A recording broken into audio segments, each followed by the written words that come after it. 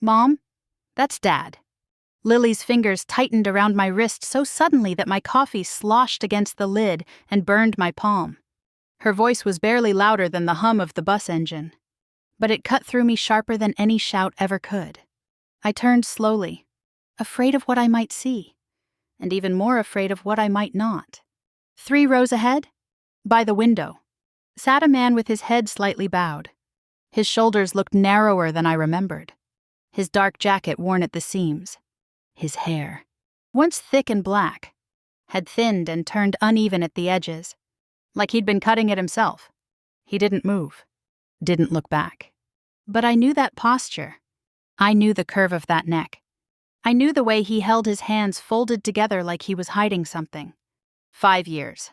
5 years since Daniel Carter walked out of our front door with a single suitcase and never came back. 5 years since my daughter cried herself to sleep asking where her father had gone. 5 years since I rebuilt a life from nothing but debt notices and broken promises. And now he was sitting on the same city bus as us, like a ghost that had forgotten it was supposed to stay buried. "Mom," Lily whispered again, her voice trembling. "That's really him, isn't it?" My mouth opened, but no words came out, because I wasn't sure what scared me more, seeing him alive or realizing he had never been as far away as I believed. I forced myself to breathe, slow and steady, even though my chest felt like it was tightening around my ribs. Lily pressed closer to me, her shoulder tucked against mine like she used to do when thunderstorms rattled the windows at night. "Are you sure?" she asked softly. I nodded before I even meant to. "Yes," I whispered. "That's him." The words felt heavy leaving my mouth, like they carried 5 years of unanswered questions with them. The bus rattled forward, stopping at another intersection. A few passengers climbed on, shaking rain from their coats. Nobody else seemed to notice him. Nobody else felt the past crashing into the present like it had just done to me. He shifted slightly in his seat. Not enough to turn around. Not enough to acknowledge us. Just enough to make my stomach twist. He knew we were here. I could feel it. Daniel had always been aware of his surroundings, always noticing the smallest changes in a room. That hadn't changed. What had changed was the distance he was pretending didn't exist. Lily leaned closer. "Why isn't he coming to us?" she whispered. That question hit deeper than anything else. Why wasn't he turning around? Why wasn't he rushing toward us? Why was he sitting there like a stranger, instead of the father who used to carry Lily on his shoulders through the park? My hands trembled slightly, and I wrapped them tighter around my bag to hide it. 5 years ago, Daniel left after his business collapsed. That was the story everyone knew, including me. Debt collectors called day and night back then, their voices sharp and demanding. Letters stacked on our kitchen counter like threats. He'd grown quieter during those final weeks, pacing the living room late into the night. Then one morning, he was gone. No explanation. No goodbye. Just silence. I told myself he ran because he couldn't face failure. I told Lily he needed time to fix things. But after months turned into years, even hope started to feel like something foolish. Until now. Now he was sitting 3 rows ahead of us, breathing the same air, pretending we didn't exist. The bus lurched again, brakes squealing as it slowed near the courthouse district. Outside the window, gray stone buildings rose against the cloudy sky, their sharp edges cutting into the morning light. Daniel reached forward and pressed the red stop button. The sharp ding echoed through the bus. My heart skipped. He stood up slowly, keeping his head down. As he reached for the metal pole, his sleeve slid back just enough for me to notice something around his wrist, a thin band, white and official-looking, like the kind issued during legal check-ins or courthouse processing. My stomach tightened. Why would he have something like that? He stepped into the aisle without looking back. Not once. Not even toward the child who had cried for him every night for nearly a year. "Mom," Lily whispered urgently. "Don't let him disappear again." That was the moment everything inside me shifted. Fear gave way to something stronger. Determination. I stood up before my thoughts could catch up to my body. "Stay close to me." I whispered to Lily, gripping her hand tightly. The bus doors hissed open. Cold morning air rushed inside as Daniel stepped down onto the sidewalk. For half a second, I hesitated. Then I followed him. Outside, the air felt sharper, colder than before. The street buzzed with early commuters, car engines rumbling and horns echoing in the distance. Daniel moved quickly, weaving through pedestrians with the kind of urgency that didn't belong to someone casually running errands. I kept several steps behind him. Not too close. Not too far. Lily stayed tight against my side, her small hand clutching mine. Daniel glanced over his shoulder once. Just once. My breath caught. Had he seen us? But he kept walking, turning toward a wide set of stone steps ahead. And then I saw it. Tall pillars. Heavy double doors. A government seal mounted above the entrance. The county courthouse. Not a workplace. Not a shelter. Not a home. A courthouse. Daniel climbed the steps without hesitation, like he had done it many times before. He pushed open the heavy doors and disappeared inside. I stopped at the bottom of the steps, staring upward as a cold realization began to creep through me. Lily tugged gently on my sleeve. "Mom, why would Dad go there?" I didn't answer, because standing there beneath those towering stone columns, watching the doors swing closed behind the man who had once been my husband, one terrifying thought kept repeating in my mind. What had he done? And why did it feel like it was somehow connected to me? I stood across the street from the courthouse, unable to move, my hand still wrapped tightly around Lily's smaller one. The heavy wooden doors had already closed behind Daniel, but my eyes stayed fixed on them as if staring hard enough might force them open again. Cold wind swept down the street, slipping beneath my coat and settling into my bones. The courthouse rose in front of us like something immovable, tall stone pillars stretching toward the gray sky. An American flag snapped sharply in the wind above the entrance, its sound cutting through the distant noise of traffic. "Mom, is he in trouble?" Lily asked quietly. Her voice sounded smaller than usual. I swallowed, forcing calm into my tone, even though panic had already begun spreading through my chest. "I don't know," I said. "But we're going to find out?" Through the glass doors, I caught a glimpse of movement inside. Daniel was still there, walking forward with steady steps, like he knew exactly where he was going. That detail unsettled me more than anything else. He didn't hesitate, didn't look confused, didn't act like a man walking into an unfamiliar place. He walked like someone who had been there before. Many times. My stomach tightened. If he had been coming here regularly, then whatever this was, it hadn't started today. I looked down at Lily. Her fingers clung tightly to mine, her face pale, eyes locked on the courthouse doors. Fear lived there now, the kind of fear children aren't supposed to carry.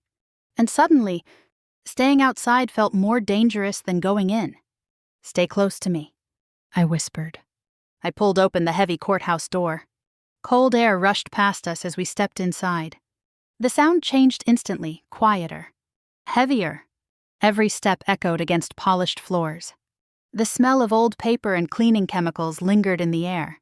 Rows of benches lined the walls. People sat quietly, clutching folders, whispering to lawyers in low voices. Everything felt tense, like the air itself carried judgment. Lily pressed close to my side. A uniformed security officer glanced at us as we passed. His eyes lingered just a moment too long, studying my face like he was trying to recognize me. That small pause made my chest tighten. Did he know who I was? Or was that just my imagination feeding on fear? We moved deeper into the hallway. And then I saw him. Daniel stood at a long counter, leaning slightly forward while speaking to a woman in a dark suit. She looked professional, sharp posture, hair pulled neatly back, expression calm but focused. A lawyer, even from a distance. I could see an envelope resting between them on the counter. Thick, official, sealed with a stamp. Daniel slid it toward her. She accepted it without hesitation. Something about that exchange made my skin prickle. This wasn't confusion. This wasn't panic. This was routine. I stepped closer, careful not to draw attention. Lily stayed silent beside me, her breathing shallow. I strained to listen. "Yes?" the lawyer said, her voice low but clear enough to reach me. "We'll proceed once the documentation connected to Marilyn Carter is verified. My name." The sound of it froze everything inside me. Marilyn Carter. Not similar. Not mistaken. My full name. Spoken without hesitation. My heart slammed hard against my ribs. I stopped breathing. For a moment, I thought I might collapse right there on the courthouse floor. The lawyer glanced up briefly, and then for half a second, her eyes landed directly on me. Something flickered in her expression. Recognition. Or suspicion. I couldn't tell which. But I knew one thing for certain. I was involved in whatever this was. Without ever knowing how, Daniel stepped back from the counter, turning slightly toward the hallway. I reacted instantly, turning away, pretending to examine a notice board on the wall, anything to avoid being seen. My pulse pounded loudly in my ears. "Mom?" Lily whispered, her voice tight with confusion. "What's happening?" I shook my head slowly. "Not here," I murmured. "We need to leave." Fear had begun wrapping around my thoughts, tightening with every passing second. Daniel walked past us without stopping, without speaking, without even looking in our direction, as if we didn't exist. That silence felt deliberate, intentional. He knew. I was certain of it now. He knew we were there, and he chose to pretend otherwise. We stepped outside quickly, cold air hitting my face like a slap. I exhaled sharply, trying to steady myself. Across the street, Daniel emerged from a side exit a minute later. Instead of walking toward us, he moved in the opposite direction, head down, shoulders tense, avoiding us again, running from us again. The pattern felt painfully familiar. "Why didn't he talk to us?" Lily asked quietly. I didn't answer, because I didn't know, and that uncertainty frightened me more than anger ever had. We walked home in silence. Cars passed along the street, their tires hissing against damp pavement. The world around us continued as if nothing had changed. But inside me, everything had shifted. Memories began crawling back from places I had buried years ago. Debt collectors calling late at night. Voices sharp and threatening. Letters warning of consequences. Fear sitting at our kitchen table like an unwanted guest. And now, somehow, all of that felt like it was returning. A dark sedan drove slowly past us. Too slowly. I turned my head slightly, watching it disappear down the block. Probably nothing. But my instincts refused to settle. By the time we reached the house, my chest felt tight with dread. Inside, the silence felt heavier than usual. Lily dropped her backpack near the stairs, her movements quieter than normal. "Mom," she asked softly, "are we in trouble?" The question struck deep, deeper than anything else. I forced myself to smile, even though fear sat thick in my throat. "No," I said. "We're going to figure this out." But the words didn't sound convincing, not even to me. Hours passed slowly, too slowly. I tried focusing on routine, dishes, laundry, simple tasks, anything that might distract my mind. Nothing worked. Every sound made me jump. Every passing car made my chest tighten. Then the doorbell rang. Sharp. Sudden. Unforgiving. I froze. Lily looked toward me from the living room, her eyes wide. I walked toward the door, my steps slow and careful. Through the glass panel, I saw a postal worker standing outside, holding a large envelope. Certified mail. My stomach dropped. I opened the door. "Marilyn Carter?" he asked. I nodded slowly. "Signature required." My hand trembled slightly as I signed the electronic pad. The envelope felt heavier than it should have. Thick. Official. Marked with a government seal. Lily stood nearby, watching silently. "What is it?" she asked. I didn't answer. Not yet. Instead, I carried the envelope into the kitchen and placed it on the table. For several seconds, I just stared at it, afraid of what waited inside. Finally, I slid my finger beneath the seal and tore it open. Paper slipped out slowly. Legal language filled the page. Dense. Formal. Cold. Then I saw it. A bold heading near the center. Debt claim notice. My name printed clearly beneath it. Marilyn Carter. A business name followed underneath. Ridgewell Asset Group. I frowned. I had never heard that name before in my life. My eyes moved downward across the page. And then I saw it. The signature line. My breath caught sharply in my throat. Because the name written there looked exactly like mine. But I knew, with absolute certainty, that I had never signed that document. Not once. Not ever. My fingers tightened around the paper as cold fear spread through my chest. If I didn't sign this, then who did? And why did it feel like someone had been living inside my name, without me even knowing it? I didn't sleep that night. The legal papers stayed spread across my kitchen table long after Lily had gone upstairs, their sharp edges catching the yellow glow from the overhead light. I sat there with a cup of coffee that had gone cold hours ago, reading the same paragraphs over and over again until the words blurred together. Ridgewell Asset Group. The name echoed in my head like something foreign and threatening. I whispered it out loud once, just to hear how it sounded. Ridgewell. It meant nothing to me. And yet somehow, it carried my name on official legal documents that could destroy everything I had built. Upstairs. Lily's bedroom door was cracked open slightly, her nightlight casting a soft glow into the hallway. I stood quietly at the bottom of the stairs and listened to her breathing. Slow and peaceful. She didn't know how bad this was yet. She didn't know that everything, the house, her future, the small college savings account I had built penny by penny, could disappear because of something I never agreed to. I returned to the kitchen table and sat down again. My fingers traced the printed letters of the company name. Ridgewell Asset Group. Then, with trembling hands, I reached for my laptop. If this company existed, there had to be records. Public filings. Something. I typed the name slowly into the search bar. The screen flickered. Results appeared. And the first thing I saw made my breath stop. Official state registry. Registered business entity. Status. Active. My stomach tightened as I clicked the link. A new page opened. Owner name. Marilyn Carter. My full legal name stared back at me from the screen. Not similar. Not mistaken. Mine. I leaned back slightly, pressing my palm against my chest, as if that might slow the pounding of my heart. That's not possible, I whispered. The address listed beneath my name was even worse. Our old home address? The same house Daniel had walked out of 5 years ago. The same house I had fought to keep after everything fell apart. I kept scrolling. Registration date. 3 years ago? Not 5. 3. That detail made my stomach twist harder than anything else. That meant the company hadn't been created before Daniel left. It had been created after he disappeared, after he vanished without a word. Someone had built something using my name while I was struggling just to survive. I kept reading, my hands shaking slightly against the keyboard.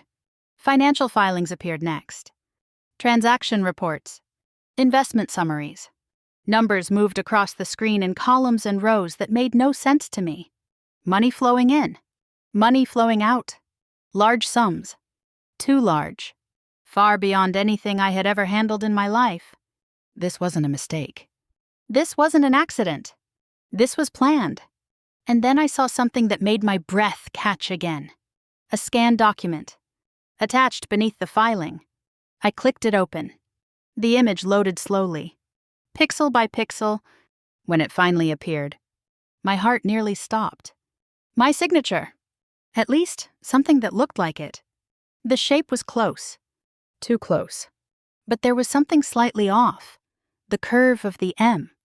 The angle of the last letter. Like someone had practiced it. Repeatedly. Copied it until it looked convincing. A cold wave of fear slid through my body. Someone hadn't just used my name once. They had used it again and again. Carefully. Deliberately. I leaned back in my chair and closed my eyes for a moment. And then, without warning, A memory surfaced.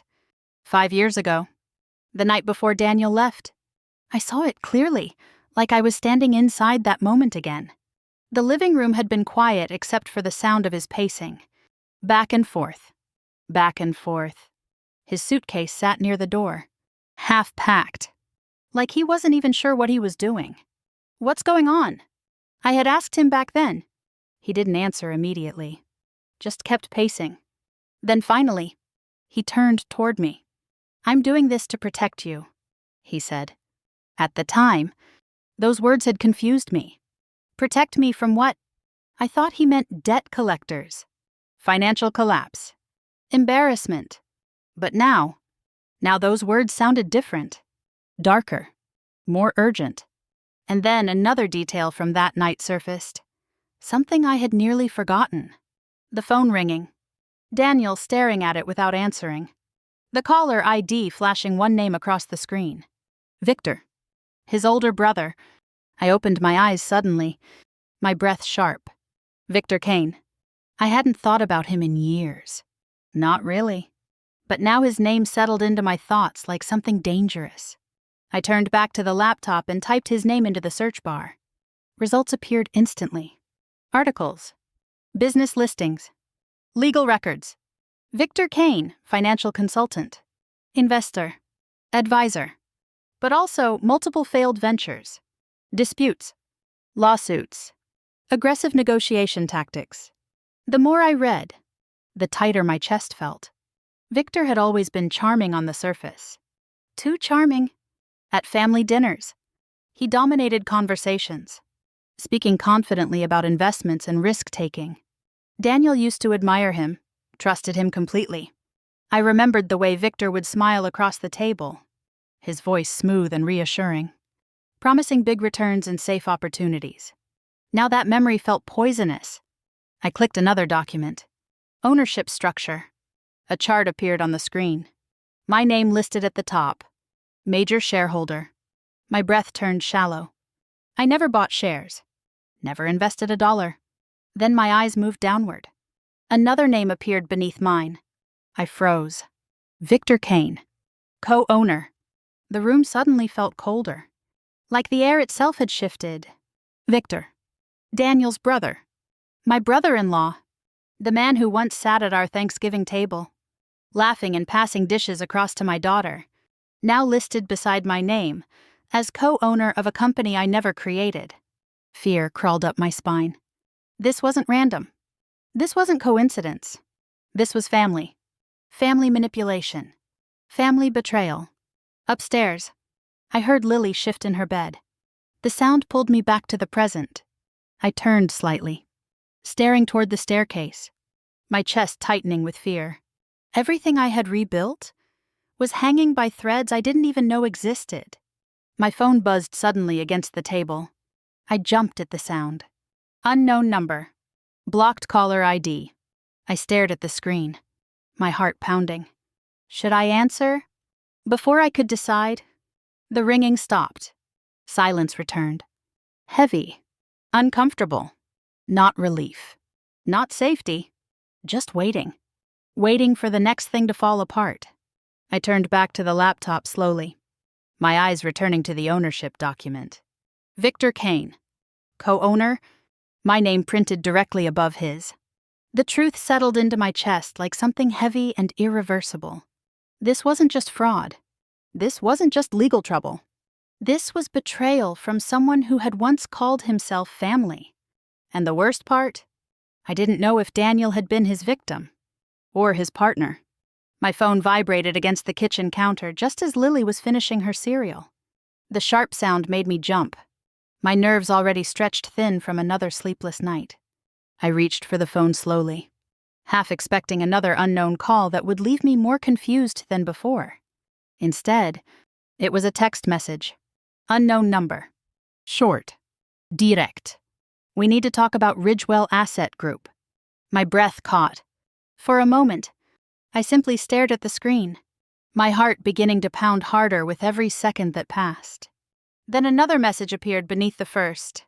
I worked there. You're in danger. Cold fear slid down my spine. Someone new. Someone had seen my name connected to that company, and they believed I was in danger. I glanced toward Lily.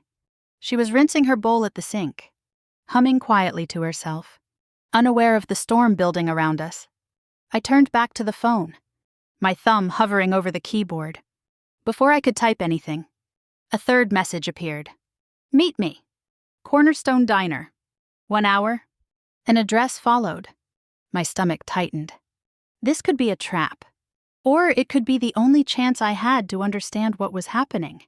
I looked at Lily again as she grabbed her backpack and headed toward the door. Mom, I'm heading to the bus, she said. I forced a smile. Be careful. You too, she replied, studying my face longer than usual before stepping outside. The moment the door closed, silence filled the house again. Heavy. Pressing. I stared at the message for several seconds before finally typing back one word. Okay. Almost immediately, a reply came. Come alone. That didn't make me feel better. But staying home and doing nothing felt worse. I grabbed my coat and keys, pausing long enough to scribble a quick note for my neighbor, Mrs. Dalton. Just in case. Gone to meet someone about legal issue? Back soon. I slipped the note under her door before heading toward my car. The drive across town felt longer than usual. Every red light seemed to hold me hostage. Every car behind me felt like it might be following. I checked my rearview mirror more than once, scanning faces, license plates, anything that looked suspicious. But nothing stood out. Just ordinary traffic, ordinary lives. The diner came into view, a small roadside place with faded lettering and a cracked parking lot. The kind of place people passed without noticing. I parked near the entrance and sat still for a moment, gripping the steering wheel. My chest rose and fell slowly as I forced myself to breathe. Then I stepped out. Inside. The diner smelled of coffee and fried eggs. A handful of early customers sat scattered across booths, their quiet conversations blending with the soft hum of a radio playing somewhere behind the counter. And then I saw her, a woman sitting alone in the far corner. Late 60s. Gray hair pulled neatly back, hands folded tightly on the table in front of her. Her eyes lifted the moment I walked through the door. She didn't hesitate, didn't look confused. She knew exactly who I was. That realization made my stomach tighten. I walked toward her slowly. You're Marilyn Carter, she said before I even reached the booth. Her voice was steady. Certain? Yes, I replied carefully. Who are you? My name is Evelyn Moore, she said. I used to work for Ridgewell Asset Group. The words landed hard in my chest. I slid into the seat across from her, my heart pounding. How do you know about me? I asked.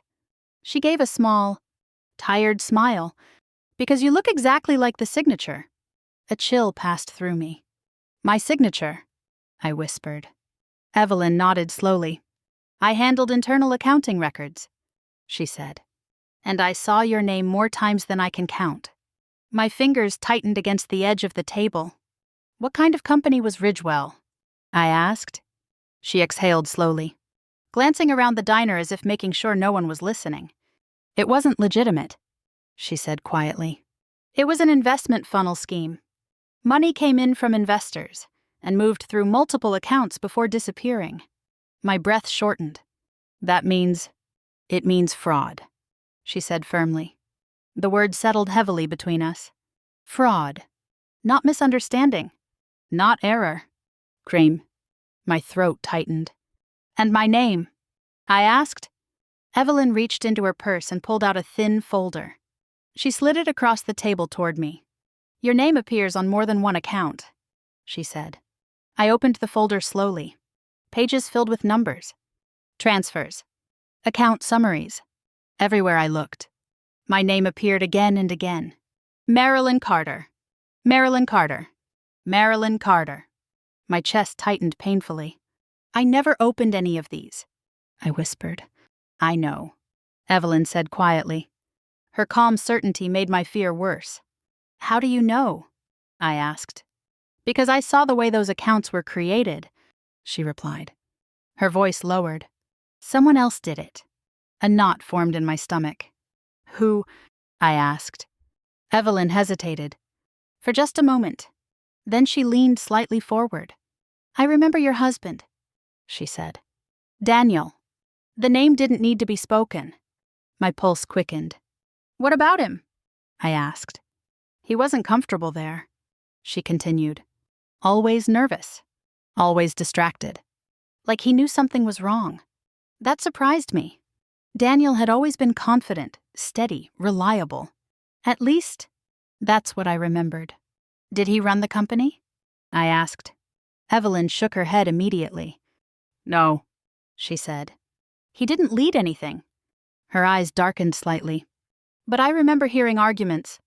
My breath stilled. Arguments. She nodded. Between your husband and another man? My fingers tightened around the edge of the folder. Who? I asked. Her expression hardened. Victor Kane. The name hit me like a blow. Daniel's brother. My brother-in-law. The man whose name I had seen on that ownership document. My stomach churned. What kind of arguments? I asked quietly.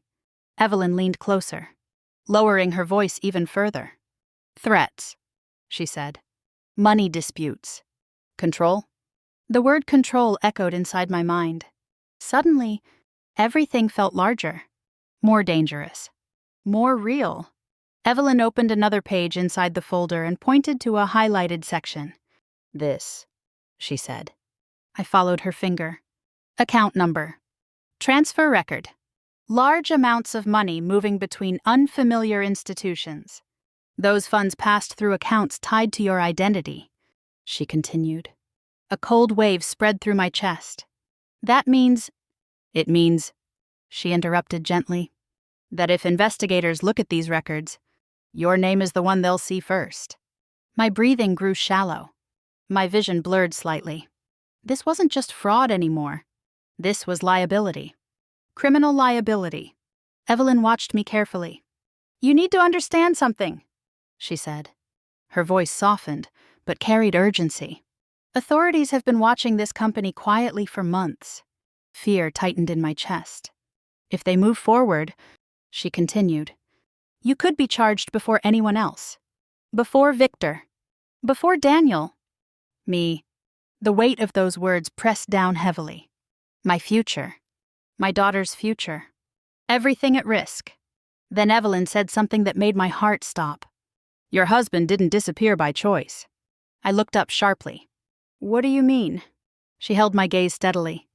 I mean, she said, that the night he vanished, things were already falling apart inside that company. A deep, terrible realization began forming inside me. Victor wasn't finished. Not even close. And somehow, I had already stepped into the center of his trap. I waited in the dark parking lot long after the courthouse lights began to flicker on. The engine of my car was off. The dashboard silent. But my hand stayed wrapped tightly around the steering wheel like it was the only thing keeping me steady. Streetlights buzzed faintly overhead, casting long shadows across the empty pavement. Every time the courthouse doors opened, my chest tightened. Not him. Not yet. I told Lily I had to run an errand and left her with Mrs. Dalton for the evening. I hated leaving her, but this was something I had to face alone. Tonight, I needed answers. No more guessing. No more piecing together clues like I was solving someone else's crime. This was my life. My name. My future. And I wasn't leaving until I heard the truth from his mouth. The courthouse doors opened again. This time, he stepped out. Daniel. For a second. I almost didn't recognize him in the yellow light of the street lamp. His face looked thinner than I remembered. The lines around his eyes deeper. Heavier.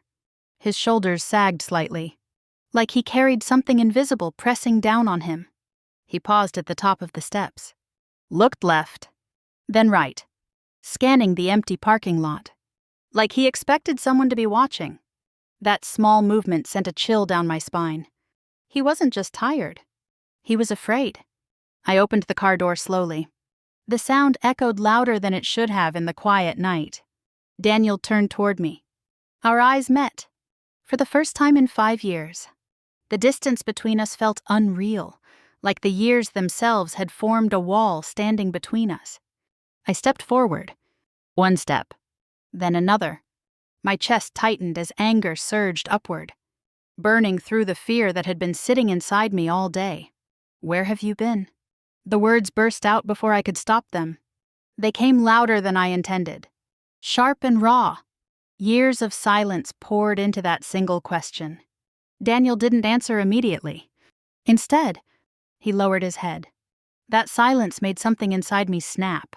5 years, I continued, my voice trembling now. 5 years. Daniel, you walked out and never came back. Do you have any idea what you did to us? He still didn't look up. His silence wasn't defensive. It looked heavy, burdened. Finally, he spoke. I never left because I wanted to. The words hit me harder than anger ever could. What does that even mean? I demanded. He lifted his eyes slowly. There was something different there. Not arrogance. Not guilt. Fear. Real fear. Victor got me into Ridgewell, he said quietly. My stomach twisted at the name. Your brother, I said sharply. Of course. Daniel nodded once. He said it was safe. Smart investments. He said it would fix everything after my business failed. I folded my arms tightly across my chest. And you believed him. I trusted him. Daniel admitted. The bitterness in his voice surprised me. He promised stability. He continued. Promised to help us recover. But instead, I said, my voice tightening, he used my name. Daniel winced slightly. That wasn't supposed to happen, he said. Anger surged again. Not supposed to happen, I repeated. My name is on fraud documents. My face is in newspapers. Our daughter is being bullied at school. That happened. Daniel, he stepped closer, lowering his voice. Victor had access to everything, he said. Our records, identification documents, social security numbers. He handled the paperwork when we worked together. Cold dread slid through my chest. He started moving money between accounts. Daniel continued. At first, it looked normal, legal. But then investors started asking questions. His voice grew tighter. The scheme started collapsing. My heart pounded. What did he do? I asked. Daniel exhaled slowly. He needed someone to blame. The words hung between us like smoke. And that someone was me, I whispered. His silence answered before his words did. He began forging signatures, Daniel admitted. Moving assets under your identity. I felt the ground shift beneath me. Why didn't you stop him? I demanded. I tried, Daniel said sharply. His voice cracked slightly, frustration breaking through. We argued constantly. I told him it was wrong, illegal, dangerous. He paused, then lowered his voice. He threatened me. The words landed hard. Threatened you, how? Daniel's jaw tightened. He said if I went to the police, he said quietly, he would shift everything onto you. A cold chill ran through me. Everything. Daniel nodded. All the accounts? All the liability. My breath came faster now. That night I left, he continued. Victor already had documents prepared with your name on them. My chest tightened painfully. You're saying this started before you disappeared? Yes, he said. Silence fell between us. Heavy, uncomfortable. You still left, I whispered. The words came softer now, more wounded than angry. Daniel closed his eyes briefly. I didn't have a choice, he said. His voice sounded hollow. Victor was watching everything. Phones, emails, even people around us. I frowned slightly. What do you mean watching? He hired people, Daniel said. Private contractors, security types, anyone who might report back to him. My stomach tightened. That sounds insane. It was real, Daniel said firmly. His eyes met mine again. Leaving quietly was the only way to keep you and Lily out of it.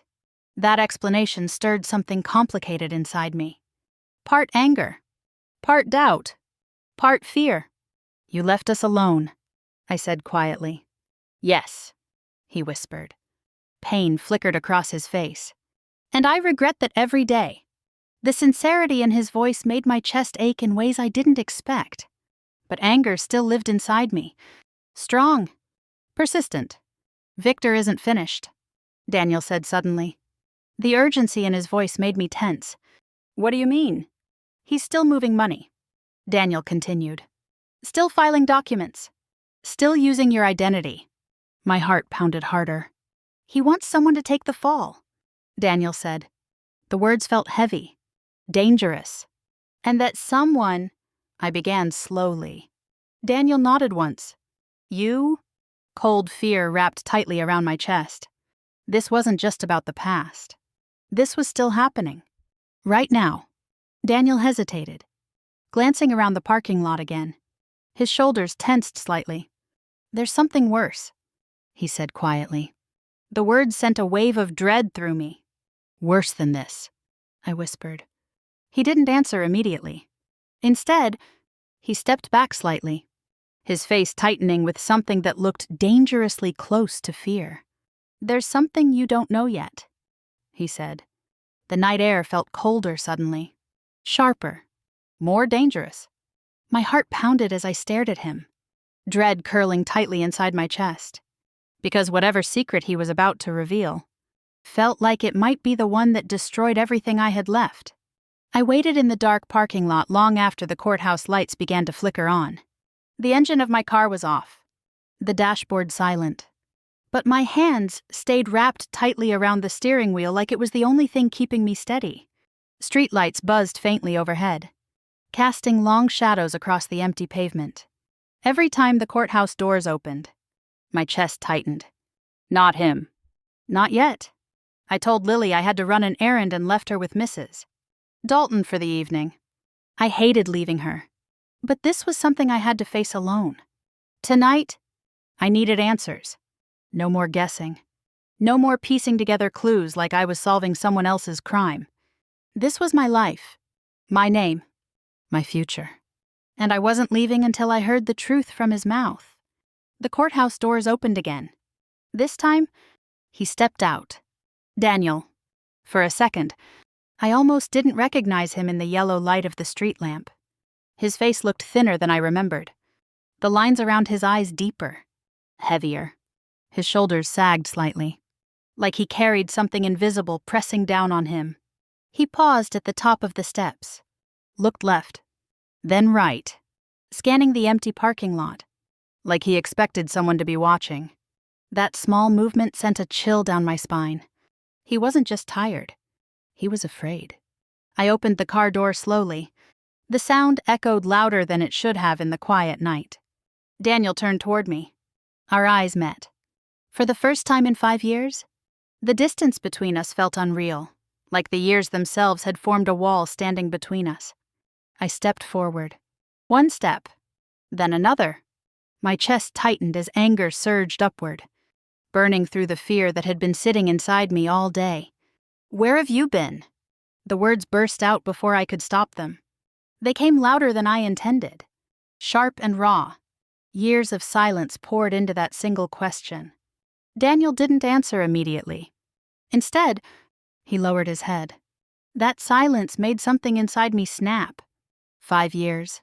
I continued, my voice trembling now. 5 years? Daniel, you walked out and never came back. Do you have any idea what you did to us? He still didn't look up. His silence wasn't defensive.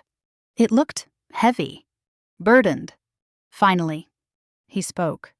I never left because I wanted to. The words hit me harder than anger ever could. What does that even mean? I demanded. He lifted his eyes slowly. There was something different there. Not arrogance. Not guilt. Fear. Real fear. Victor got me into Ridgewell, he said quietly. My stomach twisted at the name. Your brother, I said sharply. Of course. Daniel nodded once. He said it was safe. Smart investments. He said it would fix everything after my business failed. I folded my arms tightly across my chest. And you believed him? I trusted him. Daniel admitted. The bitterness in his voice surprised me. He promised stability, he continued. Promised to help us recover. But instead, I said, my voice tightening, he used my name. Daniel winced slightly. That wasn't supposed to happen, he said. Anger surged again. Not supposed to happen. I repeated. My name is on fraud documents. My face is in newspapers. Our daughter is being bullied at school. That happened. Daniel. He stepped closer, lowering his voice. Victor had access to everything, he said. Our records, identification documents, social security numbers. He handled the paperwork when we worked together. Cold dread slid through my chest. He started moving money between accounts. Daniel continued. At first, it looked normal, legal, but then investors started asking questions. His voice grew tighter. The scheme started collapsing. My heart pounded. What did he do? I asked. Daniel exhaled slowly. He needed someone to blame. The words hung between us like smoke. And that someone was me, I whispered. His silence answered before his words did. He began forging signatures. Daniel admitted. Moving assets under your identity. I felt the ground shift beneath me. Why didn't you stop him? I demanded. I tried, Daniel said sharply.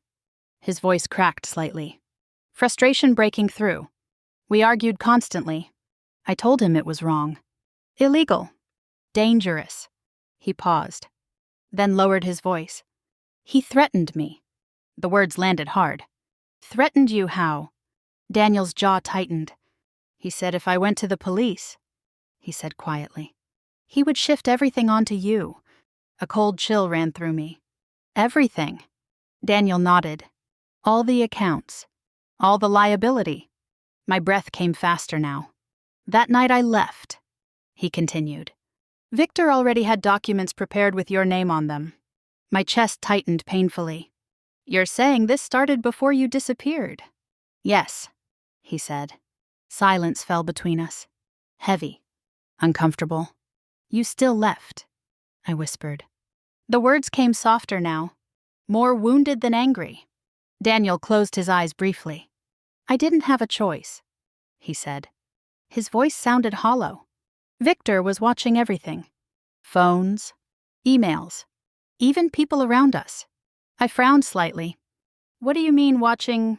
He hired people, Daniel said. Private contractors. Security types. Anyone who might report back to him.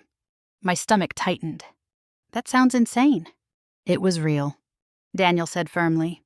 His eyes met mine again. Leaving quietly was the only way to keep you and Lily out of it. That explanation stirred something complicated inside me. Part anger, part doubt, part fear. You left us alone, I said quietly. Yes, he whispered. Pain flickered across his face. And I regret that every day. The sincerity in his voice made my chest ache in ways I didn't expect. But anger still lived inside me. Strong, persistent. Victor isn't finished, Daniel said suddenly. The urgency in his voice made me tense. What do you mean? He's still moving money, Daniel continued. Still filing documents. Still using your identity. My heart pounded harder. He wants someone to take the fall, Daniel said. The words felt heavy, dangerous. And that someone, I began slowly. Daniel nodded once. You. Cold fear wrapped tightly around my chest. This wasn't just about the past. This was still happening. Right now. Daniel hesitated, glancing around the parking lot again. His shoulders tensed slightly. There's something worse, he said quietly. The words sent a wave of dread through me. Worse than this, I whispered. He didn't answer immediately. Instead, he stepped back slightly, his face tightening with something that looked dangerously close to fear. There's something you don't know yet, he said. The night air felt colder suddenly, sharper, more dangerous. My heart pounded as I stared at him, dread curling tightly inside my chest, because whatever secret he was about to reveal felt like it might be the one that destroyed everything I had left. The morning of the hearing arrived faster than I was ready for. Sunlight slipped through the blinds in narrow lines, cutting across the bedroom floor like quiet reminders that time had run out. I stood in front of the mirror, staring at my reflection longer than usual. Dark blazer, simple blouse, hair pulled back tightly. I barely recognized the woman looking back at me. 5 years ago, I would have stood here feeling small, unsure, waiting for someone else to fix the mess in front of me. But not today. Today, I stood straighter, stronger. Not fearless, but determined. Behind me, I heard a soft movement. I turned to find Lily standing in the doorway, her backpack hanging loosely from one shoulder. She studied me carefully, her young face serious in a way no 13-year-old should ever have to be. "Mom," she said quietly. I stepped toward her. She hesitated for just a second before wrapping her arms around my waist. "You're going to win." "Right," she whispered. Her voice trembled slightly. The question hit me harder than anything else. I placed my hands gently on her shoulders and crouched so we were eye level. "I'm going to tell the truth," I said softly. "And the truth matters." She nodded slowly. The worry still lingered in her eyes. That was enough for me. Enough to remind me what this fight was really about. Not revenge. Not pride. Protection. When we stepped outside the courthouse later that morning, the air felt heavier than before. The same stone steps I had once climbed with fear now stood before me again. Only this time, I didn't hesitate. People gathered near the entrance. Lawyers. Reporters. Strangers whispering quietly. Some glanced in my direction, recognition flickering across their faces. I could feel their judgment hanging in the air, heavy and unspoken. Victor had made this public. Now I would make the truth public too. Inside the courtroom, everything moved with quiet precision. Papers shuffled. Voices murmured. Chairs scraped softly against polished floors. And then I saw him. Victor. He sat across the room in a dark suit that looked too expensive for someone who had just ruined lives. His posture was relaxed. His shoulders squared, as if he believed he was still in control. When his eyes met mine, he smiled. Not kindly, not warmly. A thin, mocking smile that made my stomach tighten. A silent message passed between us. "You can't beat me." For just a second, old memories surfaced. Thanksgiving dinners. Holiday laughter. Victor raising his glass like he owned the room. That same confidence still sat on his face now. But something inside me had changed. That smile would not survive today. The judge entered, and the room fell silent. Sandra Whitaker stood beside me, calm and steady, her presence grounding me in ways I hadn't expected. The proceedings began. Sandra's voice carried across the room, confident and measured as she explained the pattern of forged documentation. Screens lit up at the front of the courtroom, displaying enlarged images of signatures. Mine. Dozens of them. Every curve and line compared side by side. An expert witness stepped forward, a handwriting specialist with wire-rimmed glasses and a voice that never wavered. "These signatures," he said clearly, pointing to the projected images, "show consistent signs of artificial tracing and duplication." Whispers rippled through the room. I glanced toward Victor. For the first time, his smile faded slightly. Just slightly. A small crack forming in his perfect confidence. Next came Evelyn. She walked to the stand slowly, her posture calm but steady. When she began speaking, her voice carried authority built from years of watching numbers move across ledgers.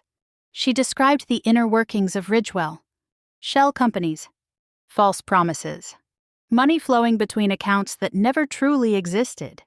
Then she said his name, Victor Kane. Clearly, directly, without hesitation. I watched his shoulders stiffen. The shift was subtle, but undeniable. For the first time, he looked uncomfortable. Truth was beginning to corner him. Then Daniel was called to the stand. My chest tightened as he walked forward. Seeing him there, not in a parking lot, not hiding in shadows, but standing in open court felt strange and surreal. He swore his oath and sat down. his hands resting tightly against the witness stand. When he spoke, his voice trembled at first, but steadied as he continued. He described the threats, the pressure, the fear, Victor's manipulation, the way documents had been forced into place. Then he paused, reaching into his jacket pocket. My pulse quickened. He pulled out a small digital recorder. The courtroom stilled. "I recorded this years ago," Daniel said. Victor's head snapped toward him. Shock flashed briefly across his face.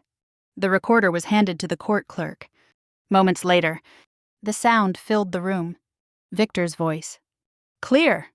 Cold. Threatening. If this collapses, the recording said, "We shift everything to her name. Let Marilyn carry it. She'll never recover."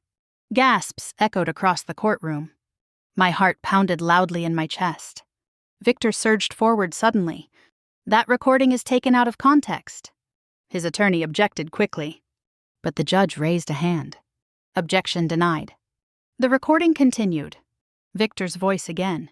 Sharp. Unforgiving. She becomes the shield. Always the shield. Silence followed. Heavy. Absolute. I stared at Victor. The man who once controlled every conversation now sat rigid in his chair. His face pale. The confidence was gone. Replaced by fear. Real fear. For the first time, hope felt real inside my chest. Not imagined. Not fragile. Real. The judge reviewed the final documents carefully, his expression unreadable. The room held its breath. Victor avoided eye contact now. His hands clenched tightly against the table. The power had shifted. Everyone could feel it. But nothing was finished yet. Finally, the judge spoke. "Final ruling will be delivered at the next session." The words landed like suspended thunder. Not relief.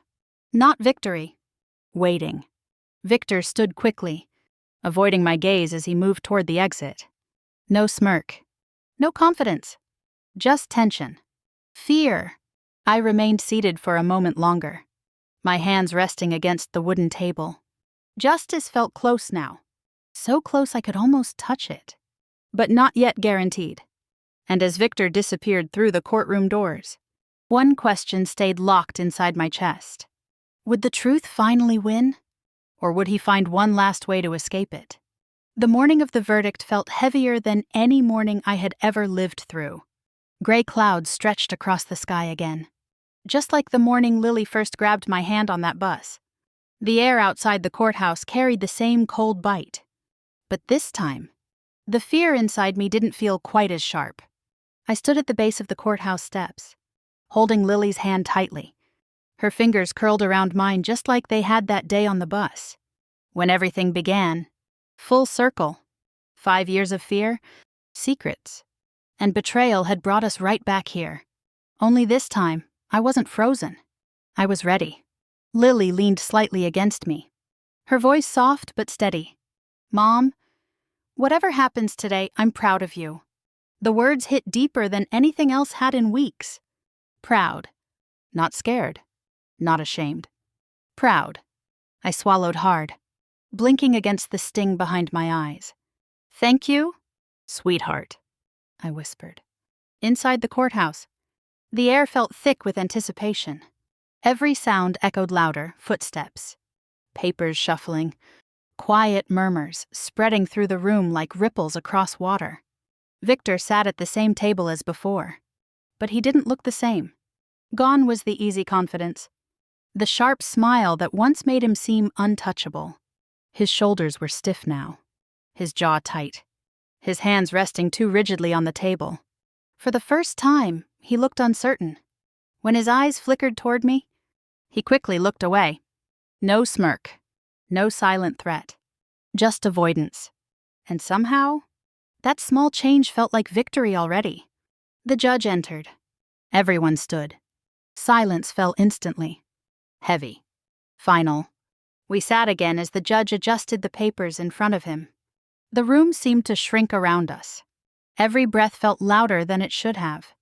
Every second stretched painfully long. My hands rested on the table, fingers tightly clasped together. But this time they weren't shaking.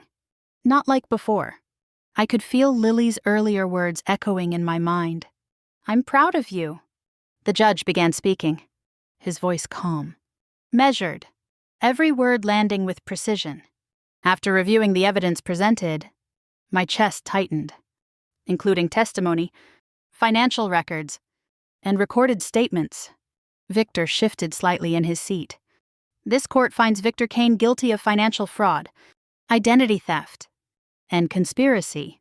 For a moment, the words didn't fully register, like they needed time to travel through my body before settling into reality.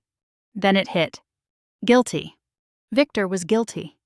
A breath I didn't realize I'd been holding escaped from my chest in one long, trembling release. The judge continued. "All claims filed against Marilyn Carter are hereby dismissed." Dismissed. Not reduced. Not delayed. Dismissed. My vision blurred suddenly as tears filled my eyes before I could stop them. I pressed my lips together, trying to steady myself, but the relief hit too hard. Too fast. 5 years of fear. Months of uncertainty. Weeks of humiliation. All lifting at once. The judge continued reading legal statements, but I barely heard the rest, because one truth had already landed. My name was mine again. Not forged. Not stolen. Mine. Movement stirred across the room. 2 officers stepped forward toward Victor. He didn't resist. Didn't argue. But his face had turned pale. The confidence drained from his expression. As the handcuffs clicked around his wrists, a strange silence settled inside me. I expected anger, maybe satisfaction, maybe revenge. But what I felt instead was quiet, stillness, closure. Victor glanced toward me once. Just once. His expression twisted, not with strength, but with defeat. No words passed between us. There was nothing left to say. Outside the courthouse, the air felt different, lighter, warmer somehow. Even beneath the gray sky, crowds slowly dispersed around us, voices low and fading into the distance. I stood near the steps, breathing in slowly, letting the moment settle into my bones. Then Daniel approached, slowly, carefully, like he wasn't sure he had the right to come closer. I watched him without speaking. He stopped a few feet away, his hands shoved deep into his coat pockets. "I'm sorry," he said quietly. Not rushed. Not defensive. Just honest. For everything. The words carried weight. Years of silence. Years of damage. Years of regret. "I know leaving hurt you," he continued. "I know I hurt Lily. I know I made choices that broke trust." His voice cracked slightly. "I don't expect forgiveness overnight," he added. "But I hope someday we can rebuild something." I studied his face carefully. The exhaustion, the guilt, the sincerity. A part of me softened, but another part remained cautious. Trust didn't rebuild overnight, not after everything we survived. "We'll see," I said quietly. Not rejection, not acceptance, just truth. Healing would take time. Weeks passed slowly after the trial. Life didn't magically become perfect. But something important shifted. The mail stopped bringing fear. Neighbors began greeting me again. Whispers faded. At school, Lily stopped coming home with red eyes and tense shoulders. Slowly, her laughter returned, soft at first, then louder, freer. One evening, she laughed so hard at something on television that I had to pause and just listen. That sound, her laughter, felt like the real victory. Not the courtroom. Not the verdict. Her peace. Our peace. A few weeks later, we boarded the bus again. Same route. Same early morning. But everything felt different now. Sunlight spilled through the windows instead of gray shadows. The bus hummed along quietly as passengers settled into their seats. Lily sat beside me, relaxed this time, scrolling through her phone and humming softly to herself. No fear. No trembling hands, just calm. As the bus rolled past the courthouse building, I glanced out the window. The same tall pillars stood there, the same heavy doors, but they no longer looked threatening. They looked like proof. Proof that truth, no matter how buried, eventually finds its way to the surface. I leaned back into my seat, breathing deeply. For the first time in years, my chest didn't feel tight. My thoughts didn't race. My future didn't feel uncertain. It felt open, free, safe. Sometimes revenge doesn't look like anger. Sometimes it looks like survival. Sometimes it looks like standing still long enough for truth to rise, even when everything around you feels like it's collapsing. If there's one thing this journey taught me, it's that strength doesn't always roar. Sometimes strength is quiet, patient, unbreakable. And if you've ever faced betrayal, if you've ever felt like your name, your trust, or your future was stolen from you, I hope this story reminds you that you are stronger than you think. That truth matters. That justice, even when delayed, still arrives. If this story stayed with you, if it made you think about your own experiences or someone you love, share your thoughts below. I read every story, and you'd be surprised how many people carry similar battles in silence. And if you want to hear more stories about survival, resilience, and finding strength after betrayal, stay with this channel. Subscribe, and be part of this community, because sometimes the most powerful revenge is simply refusing to give up.